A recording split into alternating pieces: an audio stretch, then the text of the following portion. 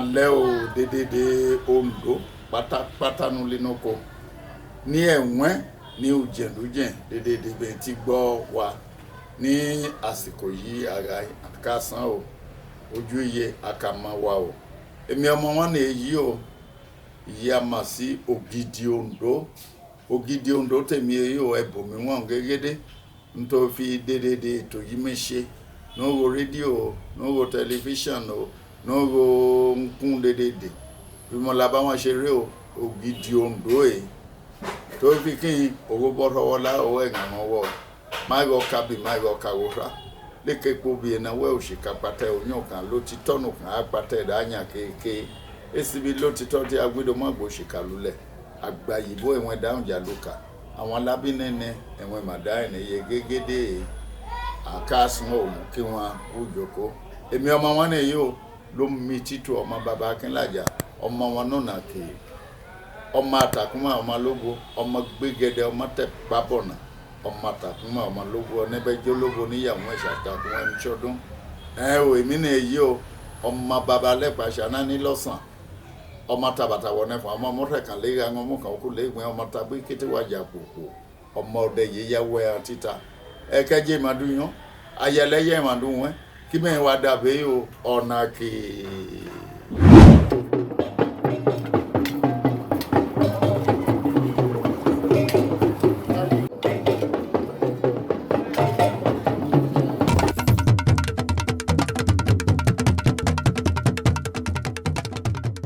Ọdún ọba l'Ondo ó ṣe pàtàkì púpọ̀ ní ilẹ̀ Yorùbá irú ọdún yẹn máa ń wáyé lẹ́ẹ̀kan lọ́dún àwọn míì máa ń pè ní ọdún Ìjẹṣu àwọn míì máa ń pè ní ọdún Ìlàṣu àwọn míì á pè ní tí wọ́n bá ṣe ọdún níbòmíì nílẹ̀ bòmíì wọ́n á gbọ́dọ̀ jẹ iṣu l'Ondo ń bí gangan tí a bá ṣe ọdún ọba tán kò sẹ́ni tó gbọ́dọ̀ jẹ iṣu àti ẹ gbọ́dọ̀ láyé àtijọ́ wọn à ń gbà ká kóṣù jáde wọn á daṣọ bò ní iṣu tuntun òun náà ń pè ní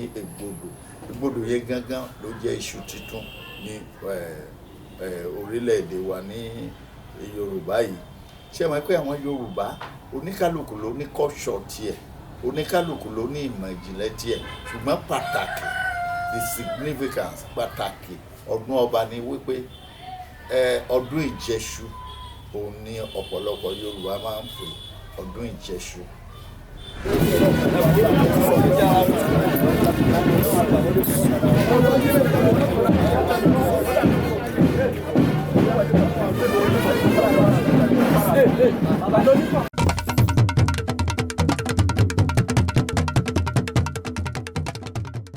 máa ṣe ọdún ọba l'Ondo fún ìrántí pàtàkì àṣà àti àbáláyé wa gẹ́gẹ́ bí mo ṣe sọ lẹ́ẹ̀kan ni pé ọdún ọba ṣe pàtàkì because ọdún ọba gangan tá a bá ṣe l'Ondo láyé àtijọ́ àgùdọ̀ jẹ́ṣu bá a ṣe ń ṣe nìyí tó bá ti dìgbà ọdún ọba báyìí gbogbo àwọn èèyàn pátápátá máa wọṣọ tó dáa wọn á wọṣọ tó ṣe pé ẹlòmíì gan tó bá jọmọdé á lọ wọṣọ bàbá ẹ̀ ẹlòmíì gan tó bá jóbìnrin á lọ wọṣọ ìyá ẹ̀ aṣọ yẹn wà tó ṣe pé ìyẹn gangan la máa sọ pé ọdún pàtàkì òun là ń ṣe lọ́wọ́ l'Ondo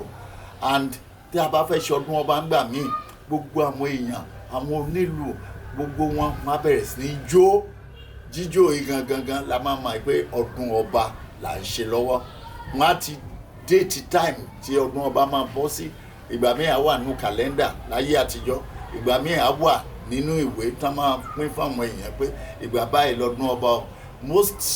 importantly ni pé tá a bá ti fẹ́ ṣe ọdún ọba a gbọ́dọ̀ pàdé ní ààfin tá ń pè ní àrà tá a bá ti pàdé láàfin tá ń pè ní àrà àwa díjọ́ ìgbà yẹn gangan lẹ máa mọ̀ pé Ondo ní culture àti aṣọ wíwọ̀ yẹn ṣe pàtàkì nígbà tí wọ́n bá dẹ̀ jókòó sínú àrà tán tọba bá gúnlẹ̀ àwọn onílù àwọn tí yóò ṣe wípé wọ́n máa kọrin àwọn tán máa jó wọ́n wà bẹ́ẹ̀ àwọn ọba àwọn ìjòyè gbogbo wọn pátápátá ọba gbèríko wọn á wá because our king is the paramount ruler of all Ondo kingdom òun ni àgbà àwọn lọ́balọ́ba l'Ondo kingdom gbogbo àwọn ọba kéékèèké tán wà lábẹ́ wọn wá á bẹ̀rẹ̀ látòrí Lísà ẹ̀yà ẹ̀ tí Lísà bá ti ṣe tán á kan Jọmú tí Jọmú bá ti ṣe tiẹ̀ tán á kan Odun. From Odun now we come down to Sashere. From Sashere now we come down to Adaja. From Adaja now we go back to Odofin. Àwọn Òpójì ìyẹn làwọn olóyè obìnrin wọ́n á ṣe tiwọn. Àwọn after Òpójì àwọn ọlọ́jàs then àwọn categorically we have grade by grade láwọn olóyè yẹn. After ẹ̀yà ẹ̀ mú Okulẹ̀ l'Ondo. After Okulẹ̀ ẹ̀ mú Ẹlẹ́gbẹ́ l'Ondo. After Ẹlẹ́gbẹ́ ẹ wá mú Ìjàmàs. Gbogbo wọn náà máa wá àti baálẹ̀ àti Ìjàmàs àti gbogbo wọn náà máa wá náà dọ̀bálẹ̀ síwájú ọba pé bàbá o dẹ́nìkan wá dìde àwa ní òkèrè gbogbo ìlú àwa Kàlọ́lọ́ àwa bẹ̀rẹ̀ sí ní pé àwọn olóyè yẹn ń kọ̀ọ̀kan á máa pe àdúgbò Ṣòkòtí Ọ̀dọ̀fin Àódó gbogbo wọn á pè é tó bá ti pè é àwa ní kábíyèsí máa fi náà bá ń ṣe ọdún lọ́jọ́ mẹ́sàn-án ní lọ́jọ́ mẹ́sàn-án ní o gbogbo wọn á wá pàtẹ́wọ́ wọn á wó so bí ọdún ọba ṣe bẹ̀rẹ̀ nìyẹn wọ́n wá mú ewúrẹ́ kọ̀ọ̀kan wọ́n wá máa fi san bá ọba ṣe ọdún lẹ́yìn ewúrẹ́ kọ̀ọ̀kan àwọn ẹ̀yà ẹ̀ tó tẹ̀lé ọba àgbò ní tiwọn wọn àgbọ́dọ̀ mewúrẹ́ wá àwọn ẹ̀yà lọ́jàs adìẹ ńláńlá bọ́ọ̀là gidi òní tiwọn má àwọn Òpójì bí ọdún ọba ṣe bẹ̀rẹ̀ l'Ondo nìyẹn ìjẹ ìmú kò sólóyè tẹ́ máa délé ẹ̀ jẹ yán ẹ̀ jẹ ọbẹ̀ ilá alásèpọ̀ ẹ̀ jẹ gbogbo ẹ̀ tó ṣe pé you yourself you will be happy you will think of coming to Ondo one day to participate in the intake of this Odun Oba festival in Ondo town. In Ondo town. It's very important. It's once in a year. It's once in a year.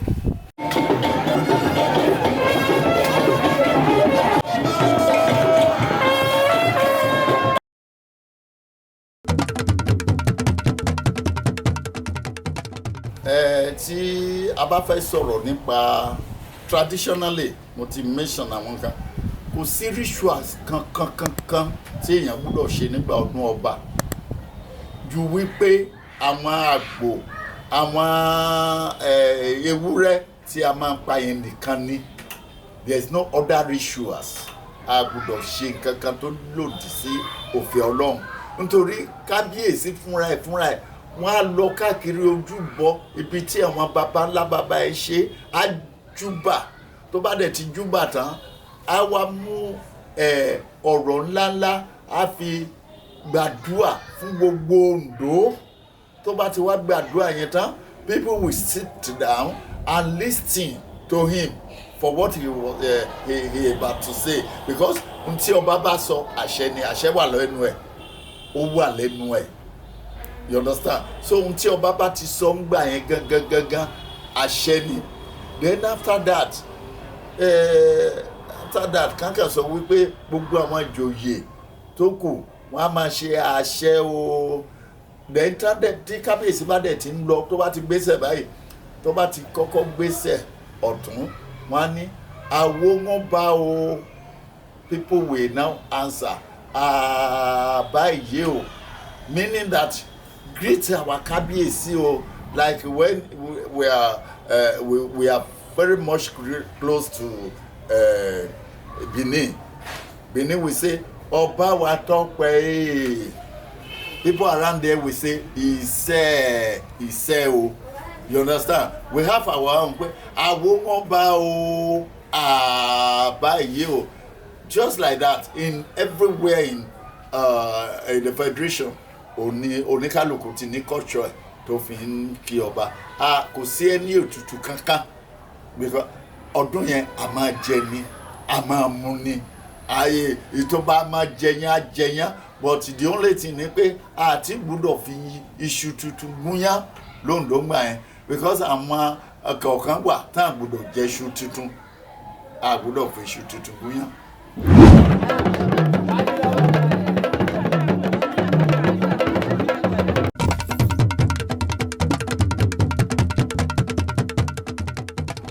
Ọdún Ọba tí a bá sọ pé ọdún Ọba ní Ondo ọdún Ọba ṣe pàtàkì nítorí wípé àwọn èèyàn wa tán wà ní gbèríko wọn á wọ dé àwọn èèyàn wa tán wà ní United States of America, the UK, gbogbo wọn other countries, Abuja, Lagos, gbogbo wọn á wá. Ìyẹn pàtàkì ẹ̀ ni pé n tó fi reflect ni pé ọdún Ọba yẹn ni wípé gbogbo ẹni tẹ́ ń wá for 10-12 years tẹ́ bá dé ọdún Ọba ẹ rí gbogbo wọn tó ṣe wípé wọ́n máa bọ́ ọba jó wọ́n máa bọ́ ọba yọ̀ pé ìgbà míì gan-an ẹ lè má rí àwọn èèyàn kankan tó ṣe pé ó wà nínú ilé wọn gbogbo wọn máa tẹ̀lé ọba máa wá sáàfin because our king is a very very sensitive king tó ṣe pé a sense pé o wá a sense pé wọn à rí ẹ a sense pé most especially àwọn ìjòyè yẹn they are afraid of our king because gbogbo wọn ló mọ̀ ó dàbí ìgbà tí wọ́n bá sọ pé chairman of the garage ó mọ gbogbo wọn ọdún Ọba bó ṣe wà nìyẹn.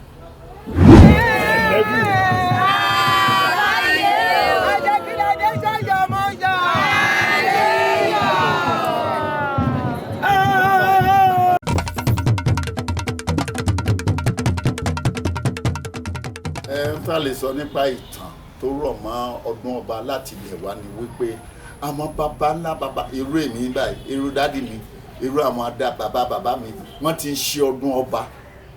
torí pé ohun tó wá fi iṣẹ́ ọdún Ọba tó fi ń papọ̀ ni pé ìgbà yẹn gangan náà ń kọ́lé ọba tán bá dẹ̀ ti lè kọ́lé ọba tán bá ọdún ló kù ọba oúnjẹ ọba ṣe gbogbo wọn á ṣe àlejò á ṣe gbogbo wọn ìbẹ̀rẹ̀ pẹ̀pẹ̀ òun lọ́dún Ọba not that somebody wake up in a day and say no I'm going to do ọdún Ọba ìgbà yẹn gangan lọ́dún iṣu jíjẹ wa lóńdó báwọn Yorùbá tó kù ṣe ń sọ wípé máa ń ṣe ọdún Ìjẹṣu ọdún tiwa ní ọdún Ọba làkàsí kò ń ṣe ọdún Ìjẹṣu àwọn ìlú mìíràn á ní ọdún Ìjẹṣu.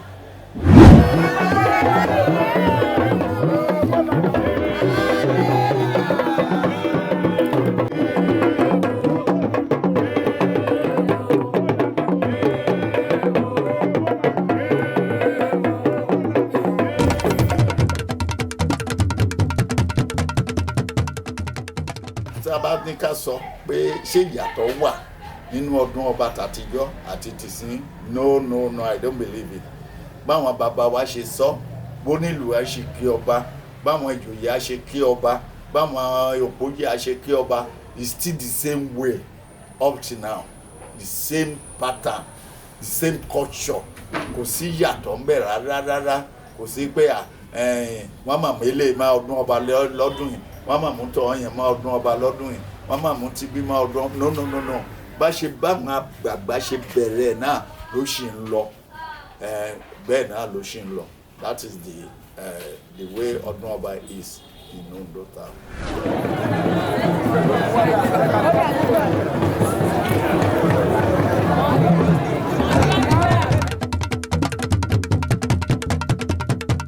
When we talk about other festivals around us, in the town around us, I merely say it's not particularly in Ondo town, but ọdún Ọba tiwa, ṣé you understand? Ọdún Ọba tiwa àṣẹ yàtọ̀ wà significantly ló jẹ́ wípé àwọn èèyàn gangan wọ́n á sọ pé Ondo ní culture ọdún Ọba tiwa ọdún tiwa ni onímọ̀ṣe sọ pé ńgbà míì pé táwọn èèyàn bá fẹ́ ṣe wọ́n á sọ pé ọdún Ìjẹṣu lọ́dọ̀ wọn lọ́hùn like àwọn amúlégbè wa Èkìtì wọ́n ń ṣọdún Ìjẹṣu Ìlaramọ̀kí ọdún Ìjẹṣu and other places like that ọdún Ìjẹṣu náà ń pè wọ́n bá ti lè pè lọ́dún Ìjẹṣu báyìí it's once in a year like our own now kò sẹ́ni tó gbúdọ̀ jẹ́ṣu títí tá a máa fi ṣọdún Ọba wọ́n jẹ́ náà o ìyẹn la lè sọ pé ó change díẹ̀ àwọn èèyàn á kóṣù pamọ́ sínú yàrá wọn wọ́n á kóṣù pamọ́ wọ́n á rọra máa bẹ́ wọ́n á rọra máa bẹ́ wọ́n á rọra máa but wọ́n á gbọ́dọ̀ kó síta pé wọ́n ń tà á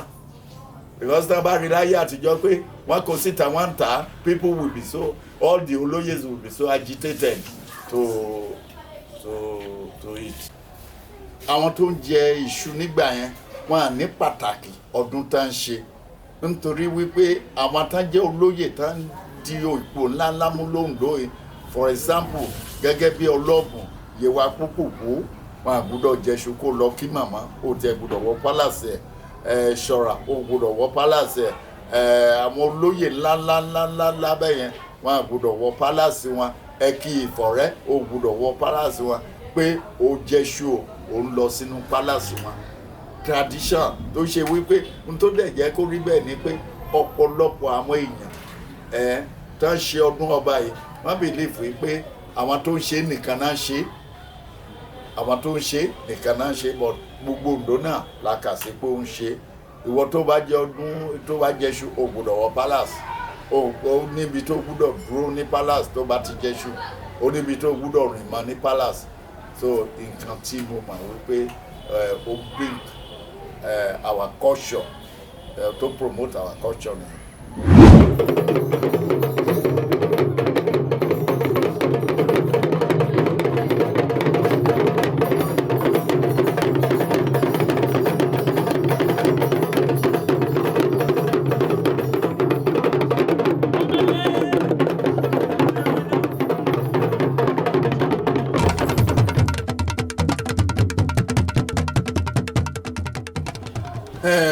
Mo wá ń rọ gbogbo àwọn ọmọ wa tán wà ní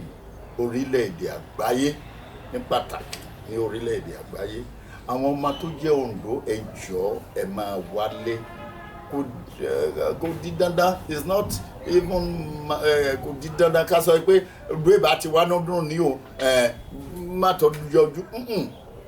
ìrọ̀rùn náà ni ìrọ̀rùn igi náà ni ìrọ̀rùn ẹyẹ nígbà tó bá rọ̀ ẹ́ lọ́rùn bọ̀ ṣùgbọ́n àwa believe pé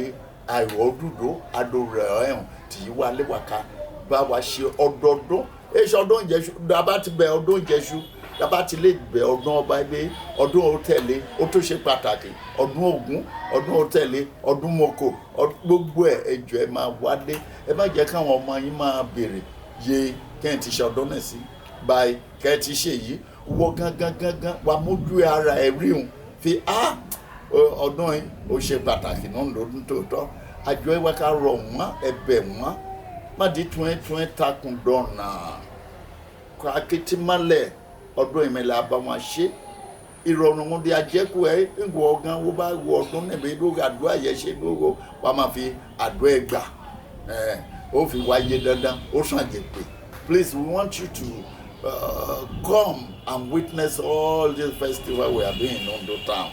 Is very, very important. Not even in Ondo town. They need witness their own. You can see Igbo man, I'm going to my village, I'm going to my village, I'm going to my village. Igbo will go during the Christmas period. Please, we urge all Ondo indigenous in the environment and diasporas and the urban and rural area. When you come, witness it, you can go back. It's not that I will come, I must witness the whole or no. When you come, you witness, you pick something. Adembe àwọn bàbá wa àwọn ìyá wa. Ẹjọ́ ẹ máa pa àwọn ọmọ wa jókòó. Kẹ́ máa sọ ìtàn àbáláyé tẹ́ bá lóńdó tẹ́ bá lẹ́nu àwọn bàbá yín. Ẹ máa sọ fún àwọn ọmọ pé ọ̀nù wọn èmùṣẹ́ ṣe sí ẹ̀fọ́. Ọ̀nù wọn èmùṣẹ́ ṣe àgì. Ọ̀nù wọn èlé ṣe elegbewu domaluku onunwebe. So we are urging people when you come home ọmọ bá ti fi dígbà àwọn díyòǹgbò àwò lóun lọta ele mo bẹ ise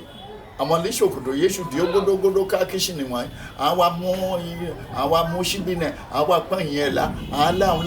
láhùn tí kì í ṣíbínẹ gan ló jẹ́ pé fi àjẹmọ́ wọn wọ́. So we are urging you people to come home, please. Come home. Home is very important. Come home. The Odun Oba festival, the Ogun festival, the Odun Moko festival, Another festival we are doing in Ondo, everyone is important. Every festival is important because ìgbà yẹn lẹ máa gba ire ọdún, ìgbà yẹn lẹ máa gba àdúrà ọdún. Àdúrà dé ó ṣe pàtàkì, wáyé dandan, ó sàn jẹ pé.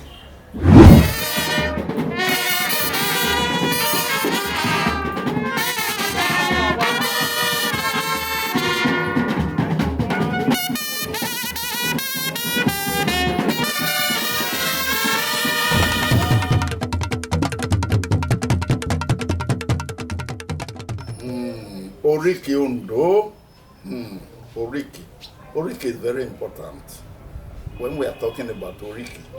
tọ́mọdé kan bá ń jà, tó bá ń wú gidi, tó ń ṣe wípé gbogbo èèyàn mutí, tẹ́ bá lè sọ Oriki ìdílé wọn. Ṣé Lóńdó ṣe lóríkì láwọn ìlú kọ̀ọ̀kan lóríkì, ṣùgbọ́n Lóńdó ìbáyìí Oriki ìdílé ọ̀tọ̀ọ̀tọ̀. Orúkọ oníkálùkù ọ̀tọ̀ọ̀tọ̀, oríkì àwọn àjọmú báyìí ọ̀tọ̀, oríkì ọdún wo. For example now, ká sọ wípé babalisa aṣọ oníbàkà òtẹ́wù òwẹ́wù òmòrò ẹ̀wù ìgìlẹ́kùn ẹgbàmú tẹ̀gẹ̀gẹ̀. Then you go to jọmọ ògbógbò létí ọ̀nyànyàn límọ́ oṣọwọ́ bàbá múdà egungun líládédó ó pa ayé ó pa bàbá tán ó pa àfòlíyẹ̀yẹ̀ ó pa àfòlágbàwò ó pọ̀ kàkàkù jẹ́ngẹ́jẹ́ngẹ́. Then you come down to Odun Oba, Ogbolu Inunu, Aikashekun Okun Egbake, Olilile Balili, Ombadiya Gilogi Kaka. Then you come to Adaja Ogwa, Legwawo, Atitono Kedibo, Okalejo, Alejo Bulegbe. Then you go down to Sashere Olowu Odu, Okotokata, Alegbejo De, Oniakiko Idimugema Ekwe, Isashe Masenkwa. Then you round up with Odofin, Ogwaya, Ilikiliki, Luyola, Oluyola, Oibotitu Sensi, Ogbomanigedami, Okwenin, Eshimele. Then we combine all this together. Our day of Doama, Ondo, Gan, ẹ̀yin tẹ́ wá, ẹ̀yin gbogbo Ondo, ṣe bẹ́ẹ̀ lóríkì. Oriki ṣe pàtàkì. Ìdílé kọ̀ọ̀kan, orúkọ tó ní kálukú bá jẹ́ nídìílé tiẹ̀. Gẹ́gẹ́ bí ìjọmú, àwọn tó wá láti jọmú sí wọn ní oríkì tiwọn, mo ṣe pé ti jọmú lẹ́ẹ̀kan, gbogbo wọn ló ní oríkì.